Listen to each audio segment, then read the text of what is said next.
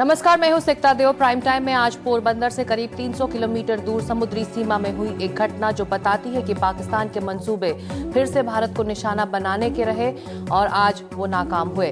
कराची से चली एक पाकिस्तानी नाव भारतीय सीमा में घुस आई। भारतीय एजेंसियों के पास पहले से मौजूद खुफिया जानकारी आगाह कर रही थी कि इस नाव में सब कुछ ठीक नहीं है। नौसेना और कोस्ट गार्ड के चलाए इस जॉइंट ऑपरेशन ने शायद किसी बड़े आतंकी मंसूबे को नाकाम कर दिया है। क्या 26/11 जैसे हमले की फिर से साजिश रची गई थी?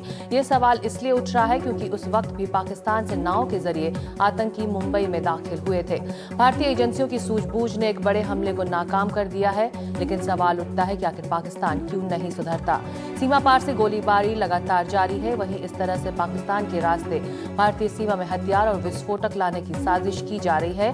हालांकि जिस तरह भारतीय सुरक्षा एजेंसियां, खुफिया एजेंसियां चौकस हैं, उससे इस तरह की हरकत के लिए पाकिस्तान को हर बार मुंह की ही खानी पड़ रही है।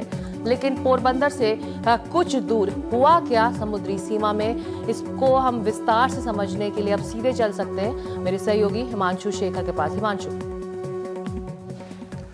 देखिए, ये जो पूरी घटना है ये 31 दिसंबर की है। सनसनीखेज घटना, जिस दिन पूरा देश नए साल का जश्न मना रहा था। उसी दिन पहली बार ये जानकारी खुफिया एजेंसियों से कोस्ट गार्ड को दी गई थी कि एक बोट है, एक नाव है जो भारतीय सीमा की तरफ बढ़ रही है। आप इस टीवी स्क्रीन पर जिस फिशिंग बोट को देख रहे हैं और ये जो जलती हुई नाव की जो तस्वीर देख रहे हैं, ये बेसिकली एक बड़ा धमाका हुआ उस नाव में, जो अनजान नाव थी। पाकिस्तान के पास कराची से करीब केटी बंदर से निकली थी भारतीय सीमा की तरफ, और उसे जब चारों तरफ से घेरा गया तो उसमें जो लोग सवार थे, हमें सूत्रों के हवाले से ये बताया गया है कि इसमें धमाका किया जो लोग इस नाव पर मौजूद थे, और उसके बाद सब कुछ वहीं खत्म हो गया। कोई सबूत इस घटना के नहीं मिले हैं। अब ग्राफिक्स के जरिए आपको समझाते हैं कि दरअसल ये पूरा ऑपरेशन को कैसे अंजाम दिया गया।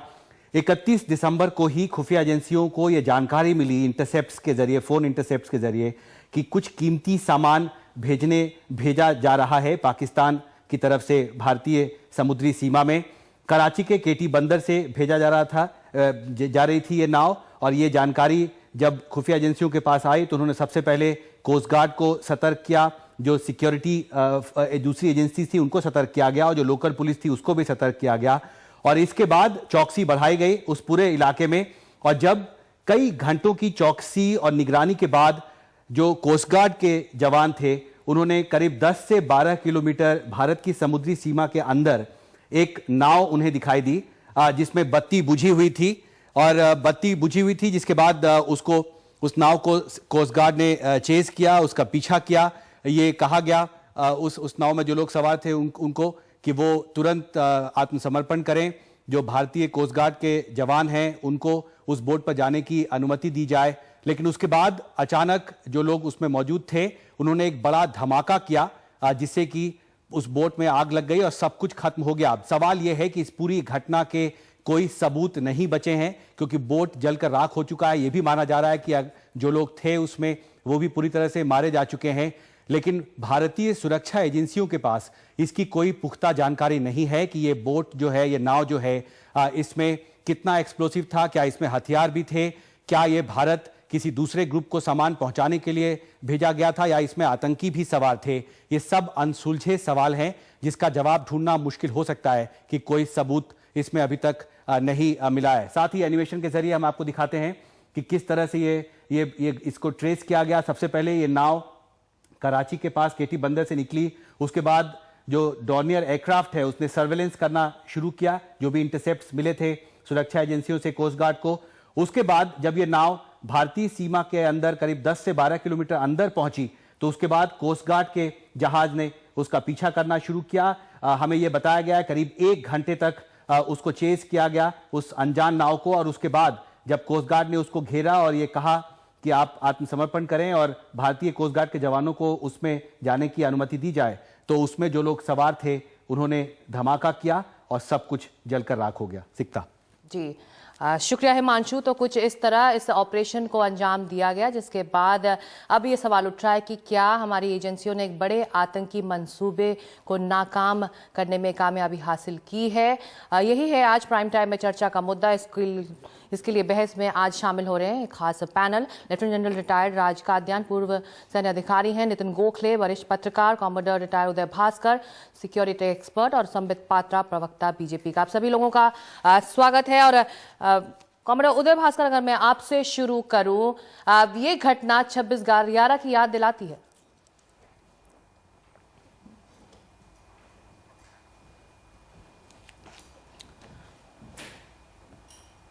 उदय भास्कर अभी तकनीकी कारणों की वजह से हमारे साथ जुड़ नहीं पाए, लेकिन नितिन, ये घटना क्या 26/11 की याद दिला रही है हमें? बिल्कुल। 26/11 में पूरी तरह से नहीं कहूँगा। इसमें एक उद्देश्य था उस नाव का, शायद कहीं आके हथियार ले आए, विस्फोटक जो थे साथ में, बारूद था, वो ले आके भारतीय तट पर, पश्चिमी तट पर उसको उतारा जाए। और आगे जो टारगेट क्या था ये अभी तक किसी को पता नहीं है, वो शायद इन्वेस्टिगेशन का मामला है। पर वही मेथड जो 26/11 में इस्तेमाल की गई थी, उसी को इस बार शायद अंजाम देने की कोशिश थी। वो बोट जो कराची से चली थी, वो आके बीच समंदर में रुक गई थी, वो किसी का इंतजार कर रही थी। और जो इंटरसेप्ट्स हुए थे, एनटीआरओ ने जो इंटरसेप्ट्स एनटीआरओ को मिले थे, जो सुबह से 31 दिसंबर के सुबह से एनटीआरओ उस फोन कॉन्वर्सेशन को ट्रैक कर रहा था। 3 इंटरसेप्ट्स जो एनटीआरओ ने वहाँ रिकॉर्ड किए, उसमें ये पता चला कि बार बार वो नाव पे सवार लोग कह रहे हैं कि हम यहाँ पहुँच गए हैं, कीमती सामान है, हमें पता है, और 5-5 लाख रुपए जो रिसीवर्स हैं उनको दिए गए हैं, या 7 लाख रुपए दिए गए हैं, और हम इंतजार कर रहे हैं। तब जाके कोस्ट गार्ड और नेवी को अलर्ट किया गया था। फिर कोस्ट गार्ड और नेवी ने अपने डॉर्नियर भेजे, फिर कोस्ट गार्ड की बोट गई। ये सीक्वेंस आपको पता है जो अभी रिपोर्टर ने कहा। पर इसमें मैं ये कहना चाह रहा हूँ कि अगर कराची से ये बोट चलती है तो कराची बंदरगाह पे भी एक निगरानी होती है, पाकिस्तानी नेवी की होनी चाहिए, कोस्ट गार्ड की होनी चाहिए। और उसमें से अगर आता है तो ये शायद उन्हीं को पता था कौन सी बोट जा रही है, और वो बोट अनफिशिंग लाइक एक्टिविटी जो कहते हैं, फिशिंग एक्टिविटी वहाँ नहीं कर रही थी, इसलिए उसमें सस्पेशन था। और उसके बाद उसको ट्रैक किया गया। उसके बाद जब उसको वार्निंग दी गई, उसके बावजूद वो नहीं रुके। ये भी सवाल लोगों ने उठाए हैं कि डीजल था, शायद डीजल स्मगलर थे, या जो तस्कर होते हैं वहाँ पे गुजरात कोस्ट पे वो थे। डीजल स्मगलर अगर पकड़े जाते तो ये इतना भागते नहीं, पहली बात। अगर भागते भी तो वो पहले डीजल को समुद्र में डंप करते हैं और अपने आप को सरेंडर करते हैं, कोई अपने आप को उड़ा नहीं देता है। और अगर आप उसकी तस्वीरें देखें तो इसमें इतना बड़ा धमाका है, जो विस्फोटक अगर नहीं होते तो इतना बड़ा धमाका नहीं होता है। अगर कोई बोट में डीजल टैंक जलती है तो शायद आग लग सकती है, इतना बड़ा धमाका कभी नहीं हो सकता है। इसलिए मैं ये कहूँगा कि इसमें एक मंशा थी टेरर अटैक की। टारगेट कौन था ये मैं नहीं कह सकता। लेफ्टिनेंट काद्यान, जो अनसुलझे सवाल जिसका जिक्र हिमांशु कर रहे थे, क्या हम सेफली कह सकते हैं कि कोई आतंकी मंसूबे के लिए ही ये बोट कराची से चली थी भारत की तरफ? देखिए, इसमें आतंकवादी थे, इसमें तो कोई शक नहीं है। अगर वो स्मगलर होते या मछुआरे होते तो सरेंडर करते। स्मगलर को भी क्या सजा मिलती? कोर्ट में केस चलता, कुछ सजा मिल जाती। अपने आप को ब्लो अप जो करते हैं वो वही लोग होते हैं जो बड़े हाईली मोटिवेटेड होते हैं, वो सिर्फ टेररिस्ट ही होते हैं, उनकी ट्रेनिंग, इंडोक्ट्रिनेशन वो होती है। दूसरी बात, इससे अगर हम बड़े दायरे में देखें, ये उम्मीद की जाती थी कि पेशावर को अभी एक फोर्टनाइट ही हुआ है और पाकिस्तान के मंसूबे शायद थोड़े बदलेंगे। भारत की तरफ जो रवैया है कि उनकी जो नेशनल पॉलिसी है कि टेरर को एक स्टेट इंस्ट्रूमेंट की तरह इस्तेमाल करें, उसमें शायद कुछ दिन के लिए हॉल्ट आएगा अगर बदलाव नहीं है तो। लेकिन ऐसा नहीं लगता। सीज फायर पर भी वही वायलेशन हो रही 3-4 दिन से, ये हादसा भी हुआ है। इसमें कोई शक नहीं है कि वोट वहाँ की थी। हमारे जो सुरक्षाकर्मी इसमें हैं, जो हमारी इंटेलिजेंस एजेंसी जिन्होंने इसको ट्रैक किया है, जो कोस्ट गार्ड के हमारे सुरक्षाकर्मी जिन्होंने इसको घेरा है, उनको वो सब बधाई के पात्र हैं। और मैं समझता हूं कि इसमें और 26/11 में अगर कोई समानता है वो सिर्फ रूट ऑफ इन्फिल्ट्रेशन में है। ये 4 आदमी शायद हमला नहीं करने आए थे, लेकिन ये सामान जरूर पहुंचाने वाले थे। हो सकता है ऐसी वोट और भी आई हो या आने की प्लान हो, अगर ये निकल जाती तो और भी आएंगे। तो सतर्कता हमें बनाए रखनी पड़ेगी। हमको जो टेररिस्ट का खतरा है पाकिस्तान से, उसमें किसी किस्म की ढील की कोई गुंजाइश नहीं है।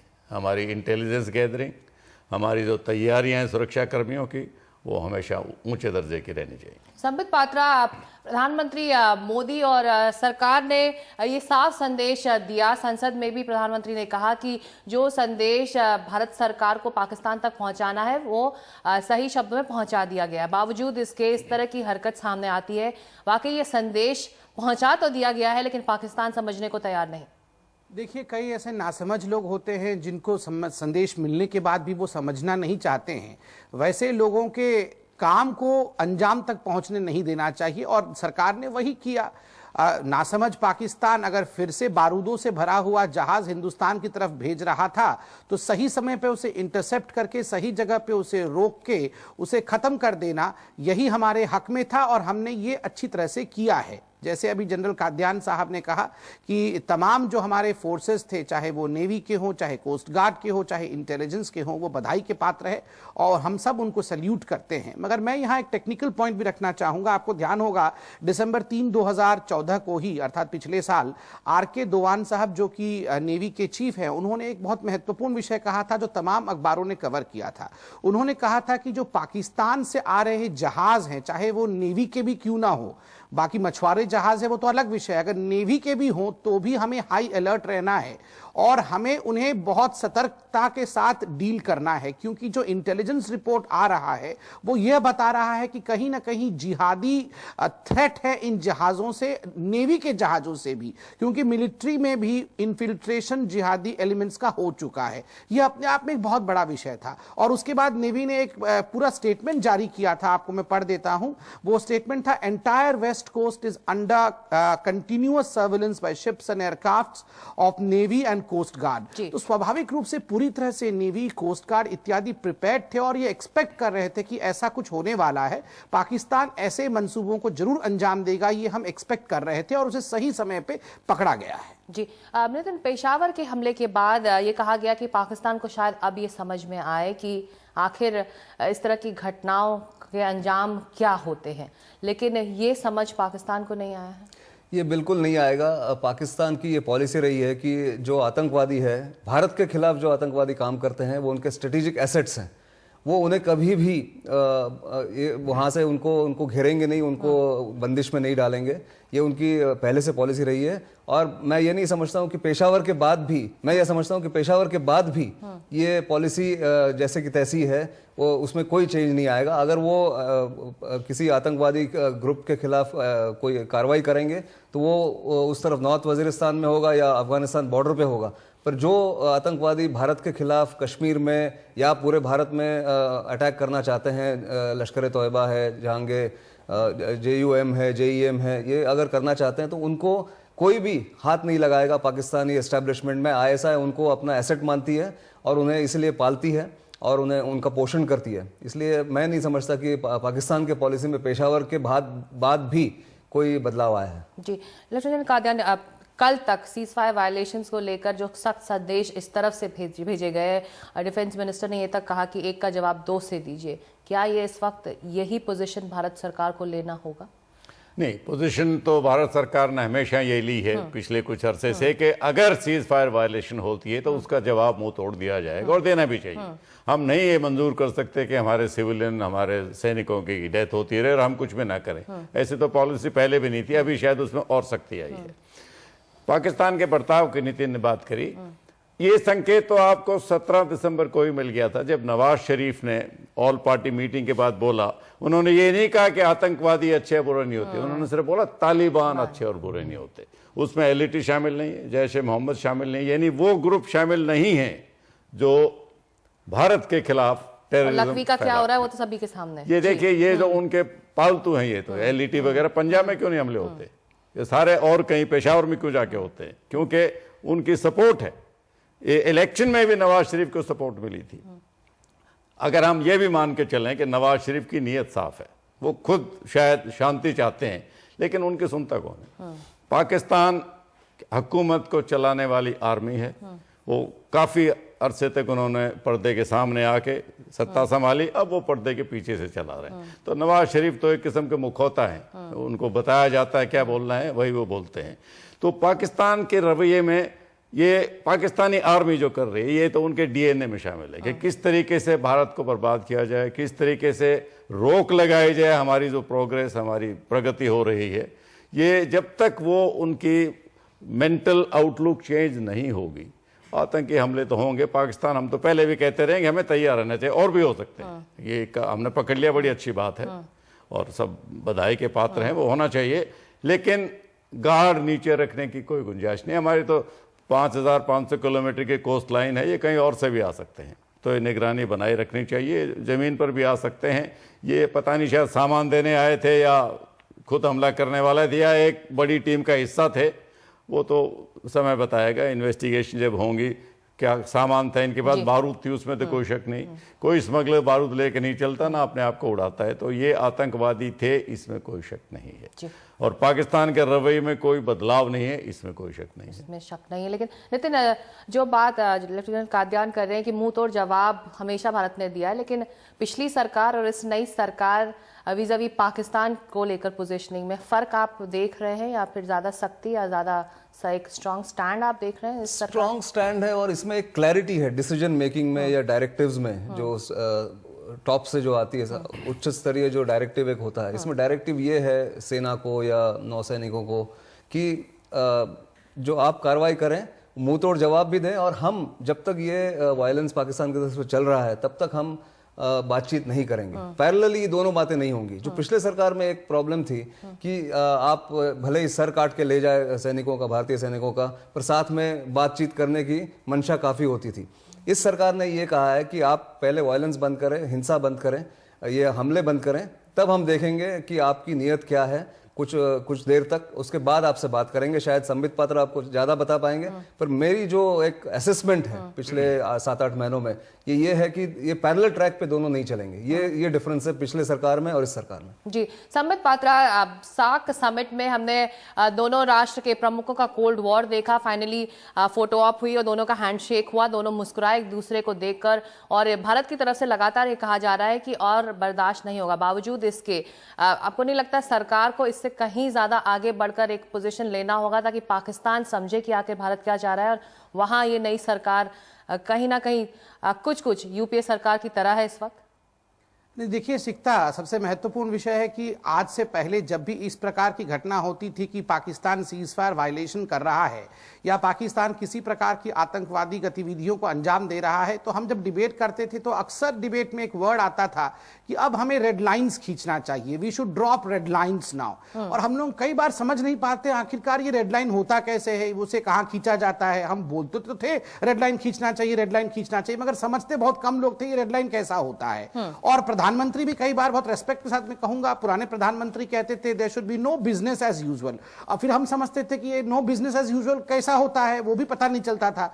मगर अब इन सब चीजों की डेफिनेशन को लोग समझ रहे हैं। रेड लाइंस मतलब बिल्कुल नहीं बोलना, रेड लाइंस मतलब अगर बातचीत करने की कगार पे भी आ गए हो और अगर पाकिस्तान ने कोई मिस्टेक कर दिया हो, अगर सेपरेटिस्ट से बातचीत कर ली हो, तो वहां से भी वापस कर देना कि नहीं, behave yourself then you talk with us. मतलब अगर घर के द्वार तक भी आ गए हैं वहां से भी वापस कर देना, ये रेड लाइन होता है। ये सब समझ में आया। नो बिजनेस एज यूजुअल अर्थात सार्क में अगर पीठ के सामने सामने भी पड़ गए तब भी बात नहीं करना। हाँ, एक हैंडशेक हुआ, वह कर्टसी हैंडशेक नेपाल जो होस्ट कंट्री था उसके लिए भी आवश्यक था, वरना पूरा सार्क समिट फेल हो जाता और एक खराब संदेश जाता कि देखिए नेपाल ने इसे ठीक तरीके से होस्ट नहीं किया। तो ये सार्क देशों को ध्यान में रखते हुए कर्टसी मेंटेन, डेकोरम मेंटेन करना भी अनिवार्य है।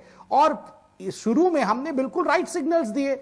जिस दिन स्वेरिंग इन सेरेमनी होना था, नवाज शरीफ साहब को बुला के एक बहुत क्लियर मैसेज दिया गया कि नया चैप्टर शुरू करना हम चाहते हैं, एक नई हुकूमत है हिंदुस्तान में, हम चाहते हैं कि फ्रेंडशिप से शुरू हो। अगर आप फ्रेंडशिप चाहते हैं तो हम 4 कदम आगे बढ़ेंगे। मगर जिस प्रकार से पाकिस्तान ने बिहेव किया उसके बाद हमने red lines and no business as usual को डिफाइन किया है।